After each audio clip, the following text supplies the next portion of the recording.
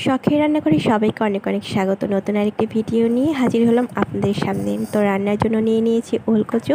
ওলকচুটা প্রথমে সুন্দরভাবে কেটে নিব। আর এটা আমি মুরগির মাংস দিয়ে রান্না করব। দেখুন সুন্দরভাবে কেটে নিয়েছি। এরপর আমি একটু হালকা ভাপিয়ে নিয়েছি, সাথে একটা আলু দিয়েছিলাম। তারপর মশলাটা রেডি করে নিয়েছি।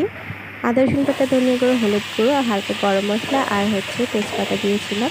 তারপর মশলাটা ভালোভাবে কষিয়ে মুরগির মাংসটা ছিল সেটাও দিয়ে দিয়েছি। এবার এটা ভালোভাবে কষানোর পালা। তো ভাবছিলাম কী দিয়ে রান্না করব, তারপর মনে হলো ফ্রিজে একটু মুরগির মাংস ছিল, এটা দিয়ে রান্না করে নিই। তারপরে তো ভালোভাবে কষিয়ে আমি ওলকচুটা দিয়ে দিয়েছি। যেহেতু আগে একটু ভাপিয়ে নিয়েছিলাম, তারপরে এটা ভালোভাবে কষিয়ে নেব, তাহলে সুন্দরভাবে সেদ্ধ হয়ে যাবে। দেখতেই পাচ্ছেন কেমন হয়েছে। তো আমি খুব সুন্দরভাবে কষিয়ে নিয়ে এখানে ঝোলও দিয়েছিলাম এবং লাস্টে জিরে গুঁড়োটা দিয়ে নামিয়ে নিয়েছি। তো কেমন হয়েছে রান্নাটা বলবেন, কমেন্টে জানাবেন। ভালো লাগলে আমার পাশে থাকবেন। সবাই ভালো থাকবেন। ধন্যবাদ সবাইকে।